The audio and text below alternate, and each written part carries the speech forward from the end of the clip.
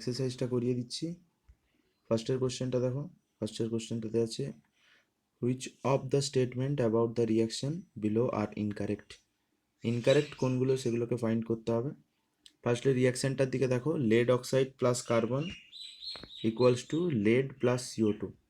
তো এখান থেকে এখানে রিমুভ হয়েছে oxygen, removal of oxygen takes place, so this is reduction. আর কার্বন এখান থেকে এখানে CO2-তে গেছে, তাহলে কার্বন অ্যাডিশন অফ অক্সিজেন হয়েছে কার্বনে, তাহলে এটা হচ্ছে অক্সিডেশন। ঠিক আছে, তো এটা অক্সিডেশন, এটা রিডাকশন। তো আমি এটা বলতে পারি যে lead oxide is reduced and carbon is oxidised. তাহলে কোন কোন স্টেটমেন্টগুলো কারেক্ট? কারেক্ট স্টেটমেন্টগুলো হচ্ছে লেড ইজ গেটিং রিডিউসড, এটা তো ভুল। Carbon dioxide is getting oxidised, এটাও ভুল। কার্বন ইজ গেটিং অক্সিডাইজড, এটা ঠিক। আর অপশন ডি যেটা আছে, lead oxide is getting reduced, lead oxide reduce হয়েছে, এটা ঠিক আছে। এইটা ভুল, এইটা ভুল। আমাদেরকে যেহেতু ফাইন্ড করতে হবে কোনটা, যে ইনকারেক্ট অপশন, তাহলে অপশন এ আর option B incorrect. So option first option I, it will be the correct answer. Okay, so correct option will be 8. ঠিক আছে, এরপর নেক্সট কোশ্চেন দেখব। নেক্সট কোশ্চেনে কি আছে, Fe2O3, পরের পেজে চলে যাই। আচ্ছা, Fe2O3 plus aluminium equals to Al2O3 2Fe. The above reaction is an example of combination reaction, double displacement reaction. তারপরে আছে কি ডিকম্পোজিশন রিয়াকশন, আর তারপরে নিশ্চয়ই আছে ডিসপ্লেসমেন্ট রিয়াকশন। তো এটা ডবল ডিসপ্লেসমেন্ট হবে না, শুধু ডিসপ্লেসমেন্ট হবে, কারণ একটাই ক্যাটায়ন ডিসপ্লেস হয়েছে। দেখো এফি, এখানে এফি ছিল, একে রিপ্লেস করেছে অ্যালুমিনিয়াম, সো অনলি এফি is getting replaced by aluminium, so only single displacement is taking place. So this is a example of displacement reaction. Option D will be the correct answer.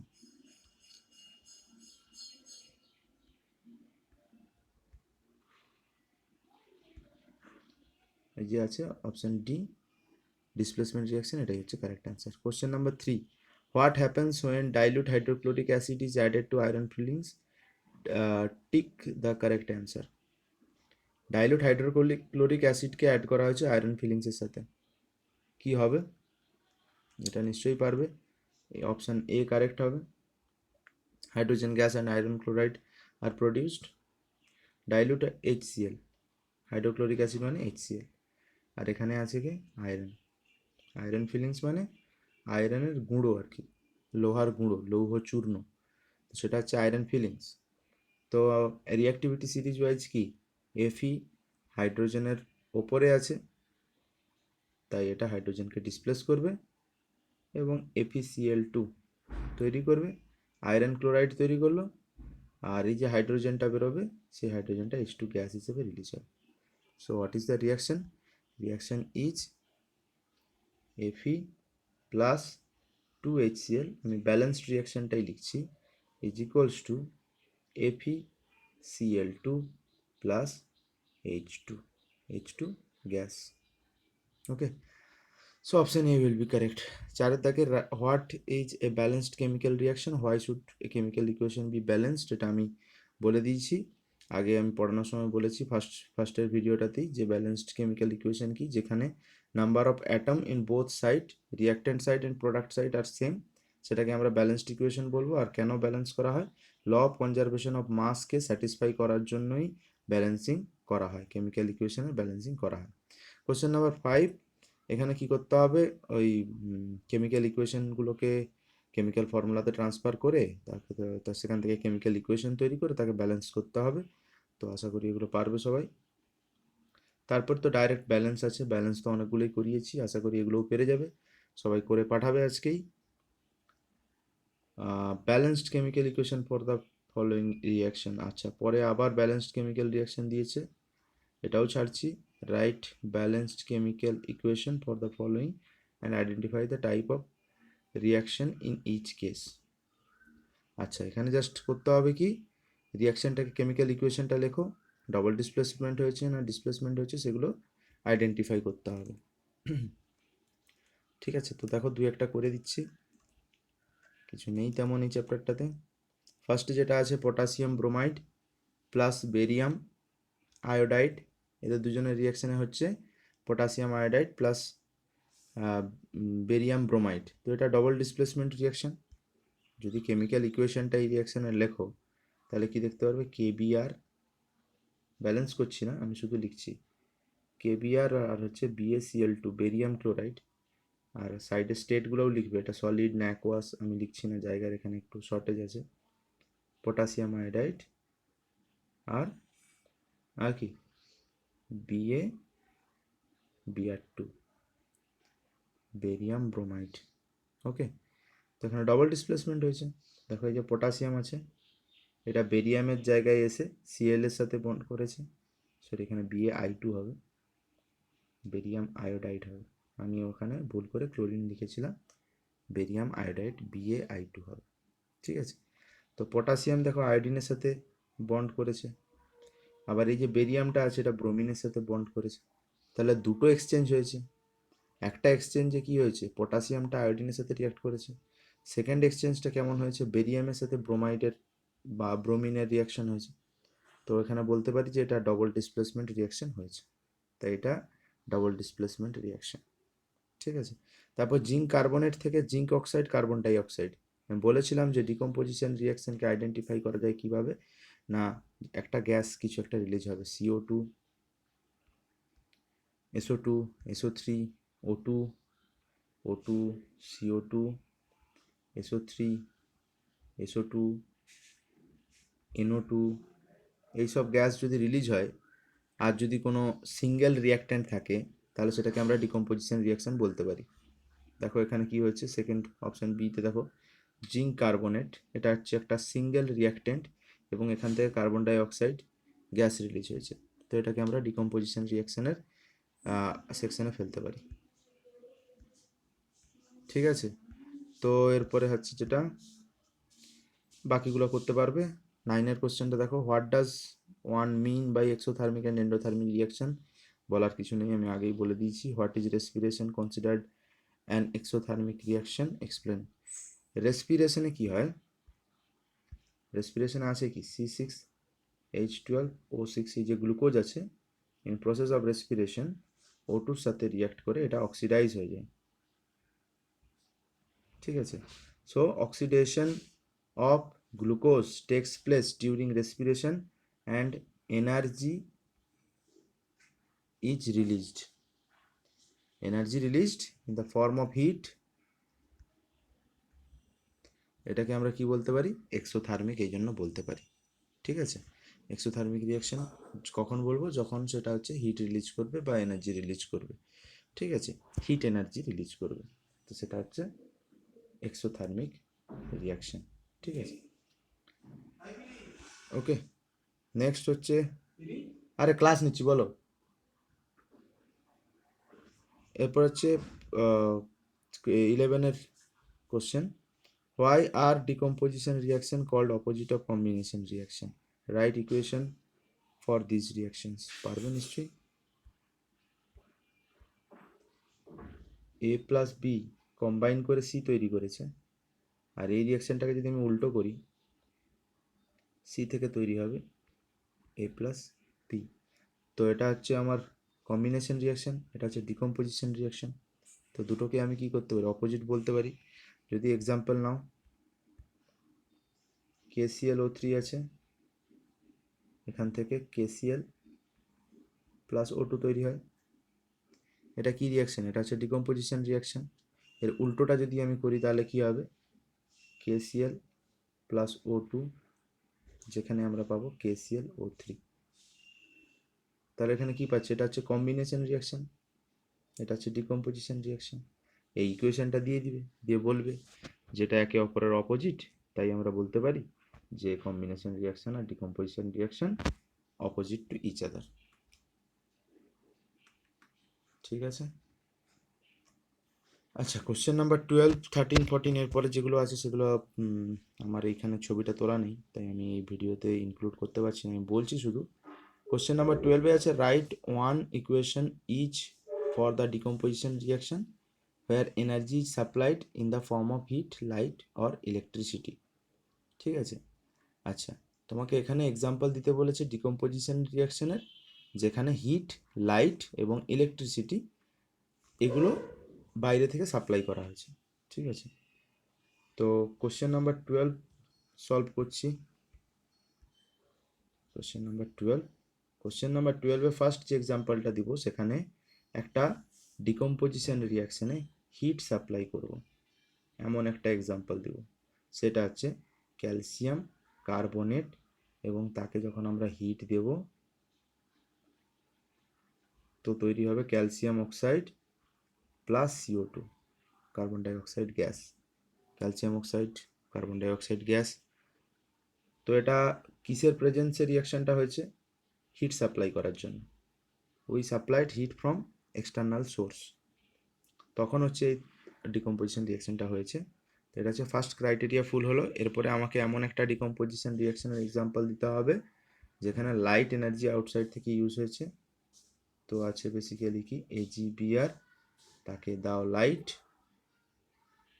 ওই China ডিসের যে অ্যাক্টিভিটিটা ওটাই, ওখান থেকে আছে 2Ag, এখানে 2AgBr দাও balance করতে গেলে, প্লাস Br2, Br2 হচ্ছে গ্যাস। এই উপর দিকে চিহ্ন এরকমটা মানে হচ্ছে গ্যাস, আর এরকম চিহ্ন মানে হচ্ছে প্রেসিপিটেট। ঠিক আছে, এটা মানে হচ্ছে গ্যাস, এটা মানে হচ্ছে প্রেসিপিটেট। থার্ড এক্সাম্পল যেখানে আমাদেরকে বাইরে থেকে ইলেকট্রিসিটি ইউজ করতে হয়েছে সেটা হচ্ছে H2O-র ইলেকট্রোলিসিস। এই ইলেকট্রোলিসিস সম্বন্ধে একটু পরে ভিডিওতে বলবো। ঠিক আছে, বাইরে থেকে ইলেকট্রিসিটি ইউজ করেছি, 2H2 gas plus O2 gas. ওকে, এবারে কোশ্চেন নাম্বার 13 আছে, what is the difference between displacement and double displacement reaction, write equations for this reaction. Displacement reaction আর ডবল ডিসপ্লেসমেন্টের মধ্যে ডিফারেন্স লিখতে বলছে, এক্সাম্পল দিতে বলছে, যেগুলো কিনা তোমরা খুব সহজেই পারবে, তাই আমি বলছি না। কোশ্চেন নাম্বার 14 আছে, in the refining of silver the recovery of silver from silver nitrate solution involve displacement by copper metal, write down the equation. কোনো ব্যাপার নয়, কি বলেছে দেখো, AgNO3 silver nitrate, silver nitrate থেকে সিলভারকে রিকভারি করেছে, মানে সিলভার নাইট্রেট থেকে আমাদেরকে সিলভার তৈরি করতে হবে ইউজিং কপার। কিছুই ব্যাপার নয়, AgNO3 আছে, এর সাথে আমরা কপার ইউজ করব, তৈরি হবে copper nitrate CuNO3 plus Ag। এবার ব্যালেন্স করা নেই, তোমরা ব্যালেন্স করে নিবে, ব্যালেন্স করলে কি হবে, এখানে একটা 2 হবে, এখানে একটা 2 হবে। ঠিক আছে, বাকিটা ব্যালেন্স হয়ে যাবে। তো ছিল কি AgNO3, ইউজ করেছি কি কপার, তৈরি হয়েছে কি silver.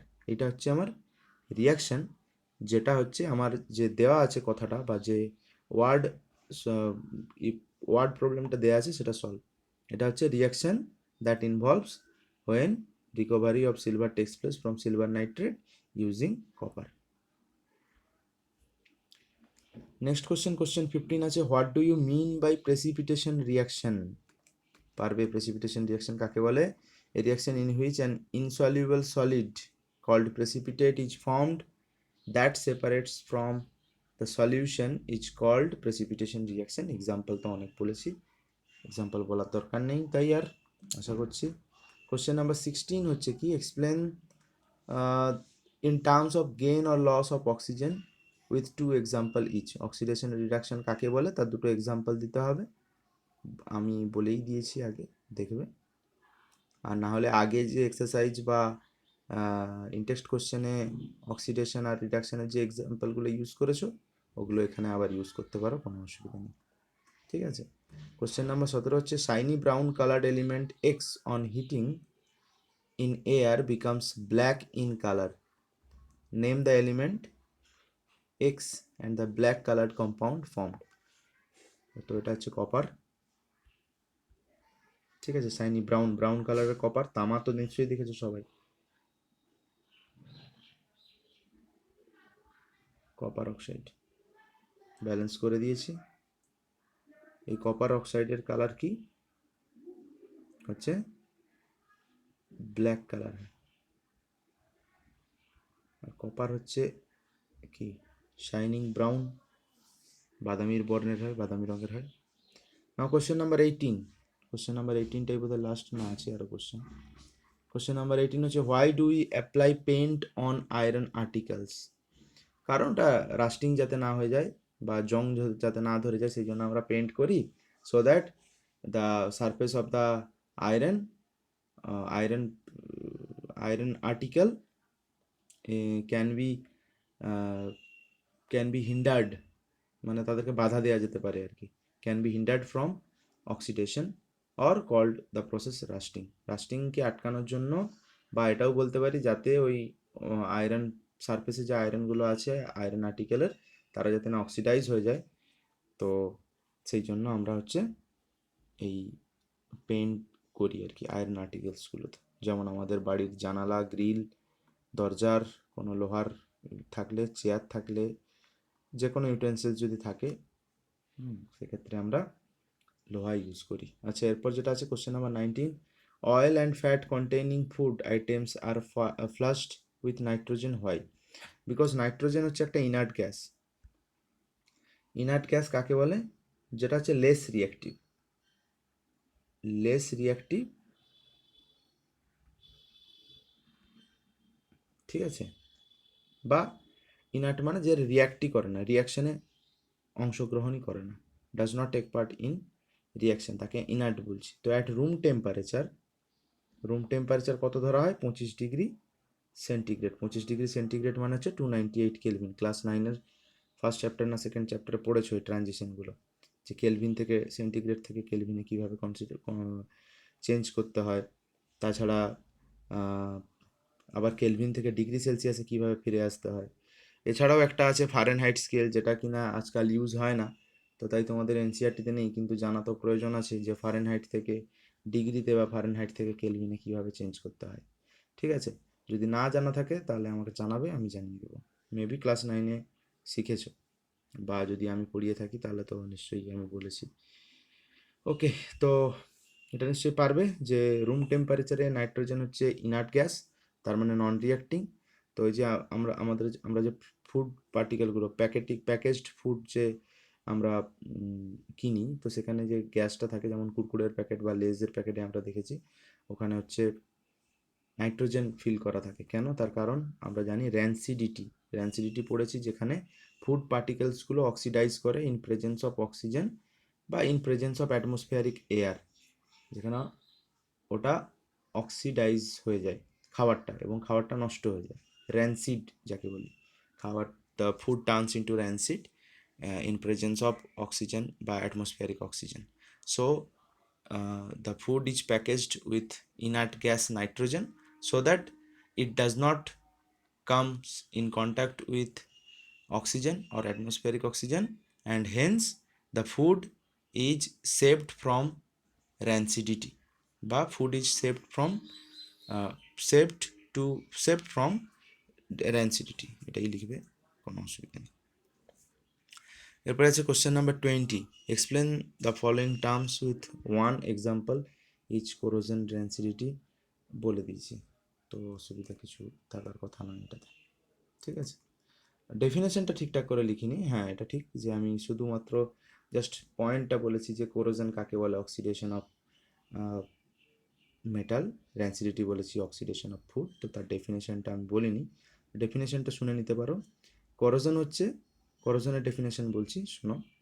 It is the process in which metal are eaten up gradually by the action of air, moisture or a chemical on their surface. এটা হচ্ছে কোরোশনের ডেফিনেশন। এক্সাম্পল হচ্ছে আয়রনের রাস্টিং অফ আয়রন, ঠিক আছে। আর র্যান্সিডিটি, আচ্ছা রাস্টিংয়ের কিন্তু কেমিক্যাল ইকুয়েশনটা লিখবে, ঠিক আছে। আর র্যান্সিডিটির ডেফিনেশন কি বলছি শুনে নাও। The condition produced by aerial oxidation of fats and oils in our foods marked by unpleasant smell and taste is called rancidity. ঠিক আছে, র্যান্সিডিটির এক্সাম্পল আর কি লিখবো, মাংস কালকে রান্না করেছিলাম আজ সকালে খারাপ হয়ে গেছে, এটা হচ্ছে র্যান্সিডিটির এক্সাম্পল। ঠিক আছে, এক্সারসাইজটা হলো। তো আমি একটু বলবো তোমাদেরকে যে ইলেকট্রোলিসিসটা কী। ইলেকট্রোলিসিসটা ক্লাস 10-এ আছে, এই চ্যাপ্টারটাতেই আছে, আবার ক্লাস 11-এ আছে, ক্লাস 12-এ আছে ইলেকট্রোলিসিস।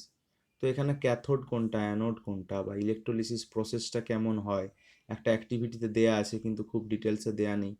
কোনটাকে ক্যাথোড বলে, মানে ক্লাস 10-এ পড়ছো যে ক্যাথোডের পজিটিভ চার্জ হয়, অ্যানোডের নেগেটিভ চার্জ হয়, বা একটা চার্জ পড়ছো আবার ক্লাস 11-এ গিয়ে চার্জটা উল্টে যায়, ক্যাথোডটা উল্টে যায়, অ্যানোডটা উল্টে যায়, ক্যাথোডে কী হয়, অ্যানোডে কী হয়। তো এই জিনিসগুলো সম্বন্ধে একটু বলতে চাইছি, একটু মন দিয়ে শুনবে এই জায়গাটা। ইলেকট্রোলিসিস প্রসেসটা কি, এই যে ইলেকট্রোলিসিস প্রসেসটা, কেউ যদি আমার কাছে নোট চাও এটার, আমি তাহলে দিয়ে দিতে পারি। নোট মানে কি, মানে আমি লিখে দিয়ে দিতে পারি, যে যদি হাতের লেখা ঠিকঠাক না এখানে বুঝতে পারো। শুনে নাও, মোদ্দা কথাটা হচ্ছে ইলেকট্রোলিসিস হচ্ছে যেখানে আমরা ইলেকট্রিক্যাল